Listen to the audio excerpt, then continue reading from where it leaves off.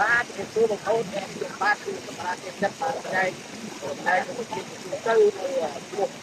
ទីនោះបងប្អូនហើយដើម្បីឲ្យច្បាស់លោកថារុក្ខជាតិអ្វីខ្លះនៅលើខ្ញុំជ្រាវសម្ដែងព្រោះនេះសូមបងប្អូនពិចារណាវីដេអូរបស់បាទដូចតទៅសូមជឿបងប្អូន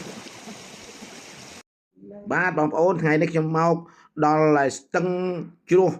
ភ្នំជ្រាវហើយបងប្អូនឥឡូវខ្ញុំឃើញរុក្ខជាតិមួយទៀតបងប្អូនណារុក្ខជាតិនេះឈ្មោះថាកន្ទ្រាំងហែភ្នំដើរទៅឃើញតែម្ដងបងប្អូនហើយកន្ទ្រាំងហែភ្នំនេះបងប្អូនមានស្លឹកឆាយពីលើដល់ក្រោមស្លឹកវាបងប្អូនដែលលក្ខណៈរបស់វាបងប្អូនលក្ខណៈសម្គាល់ខ្ញុំសង្ខេបខ្លីចែកជូនបងប្អូនណាហើយចំណែកផ្កាវាបងប្អូនផ្ការបស់កន្ទ្រាំងហែភ្នំនេះបងប្អូនណារៀងដូចម្លូងយើងបងប្អូនរៀងមើលយើងនិយាយពីបុរាណវិញគេថាដូចក្បាលម្លូងដំស្នឹងក្បីអញ្ចឹងបងប្អូនហើយបងប្អូនស្រួលចំណាំណាបើឃើញស្លឹកវាច្រើនភាគច្រើនឃើញផ្កាអញ្ចឹងតែម្ដងបងប្អូនហើយត្រាំងហែភ្នំនេះដែរកបនឹងជំងឺគិសជាដើមបងប្អូនយកទៅផ្សំថ្នាំគឺកបនឹងជំងឺ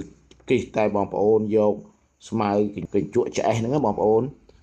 យកទៅលាយជាមួយស្មើគ្នាហើយយើងដាក់ពី25ក្រាមទៅ30ក្រាមហើយបើគិសសាច់គិសទឹកអីក៏ដោយបងប្អូនក៏ជាដែរបងប្អូនដាំពិសាដោយស្ងួតបងប្អូន25ទៅ30ក្រាមហើយស្ងួតបងប្អូនយកទៅដាំពិសាទទួលទានទៅ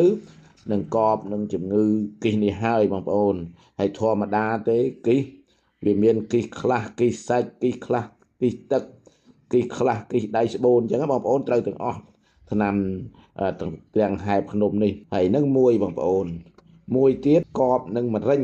បងប្អូនលាយជាមួយកញ្ជក់ឆ្អេះផងយកលាយស្មើគ្នាដូចគ្នាអញ្ចឹងបងប្អូនយកទៅប្រើហើយដាក់ពី25ក្រាមទៅ30ក្រាមដូចគ្នាហាលស្ងួតទៅបងប្អូនយកទៅប្រើប្រាស់ហើយបងប្អូនប្រើរយៈពេល2-3ឆ្នាំ5ឆ្នាំទៅនឹងជាសះស្បើយហើយបើសិនជាបងប្អូនយកទៅប្រើថ្នាំខ្មែរបងប្អូនណាបកែណាបងប្អូនឲ្យតែយើងចេះលៃចេះលោកចេះដាក់តាមក្បួនខ្នាតបុរាណយើងណាបងប្អូននឹងជាសះស្បើយបកែស័ក្តិសិទ្ធិបំផុតបងប្អូនដូចជាដើមកន្ទ្រាំងហែភ្នំនេះជាដើម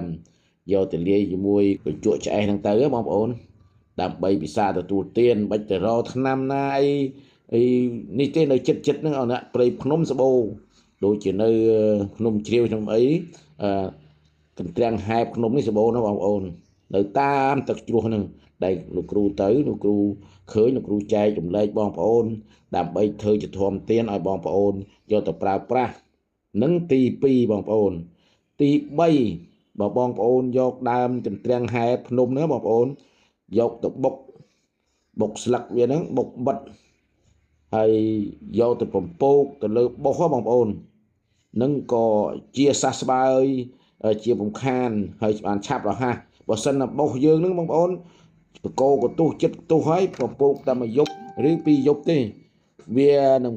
កទុះចេញមកភុលតែម្ដងហើយបើកទុះលឿនណាស់បងប្អូនកន្ទ្រាំងហែភ្នំនេះហើយដូចខ្ញុំនិយាយអញ្ចឹងបងប្អូនលាយជាមួយកញ្ជក់ឆ្អេះផងបើសិនណាបងប្អូនពំពោកហើយនឹងលើបុសហ្នឹងបងប្អូនថ្នាំខ្មែរយើងបកែឲ្យតែយើងចេះផ្សំតាមរបៀបបុរាណរបស់យើងបងប្អូនណាហើយថ្ងៃនេះដោយសារមានពេលវេលាខ្លីចែកជូនបងប្អូនដោយលោកគ្រូបញ្ញាប់ទៅបំពេញភារកិច្ចទៀតចែកជូនបងប្អូនបានតែប៉ុណ្្នឹងទេបងប្អូនហើយបើសិនជាបងប្អូនមើលឃើញថាមានសារៈសំខាន់បងប្អូនជួយ like ជួយ share ជួយ subscribe ឲ្យលោកគ្រូបានអ្នកមួយផងបងប្អូនដើម្បីឲ្យលោកគ្រូថ្ងៃក្រោយមានកម្លាំងទឹកចិត្តផលិតវីដេអូដែលមានថ្នាំណាបកែនៅក្នុងចក្រវាលយើងនេះចែកជូនជាធម្មទានឲ្យបងប្អូនមានសុខភាពល្អហើយមិនអស់លុយអស់កាក់នៅក្នុងថវិកានៅក្នុងគ្រួសារបងប្អូនហើយនៅជាចុងក្រោយនេះខ្ញុំបាទសូមថ្លែងអំណរអគុណយ៉ាងជ្រាលជ្រៅបំផុតដែលបងប្អូនបានចូលមើលហើយសូមទេវតាទាំងឡាយគឺទេវតាខាងទេវតាដែលខែសាដែលជួសជ្រាវជុំនេះសូមទេវតាទាំងអស់នោះខែសាបងប្អូនសូមបងប្អូនបានសុខភាពចម្រើនក្នុងគ្រួសារម្យ៉ាងទៀតចូលបងមួយប្រការគឺអាយុវណ្ណៈសុខៈពលៈ8គ្រាបានឆ្នាំនេះបានសុខភាពសូមគ្រប់ចូលពីគ្នា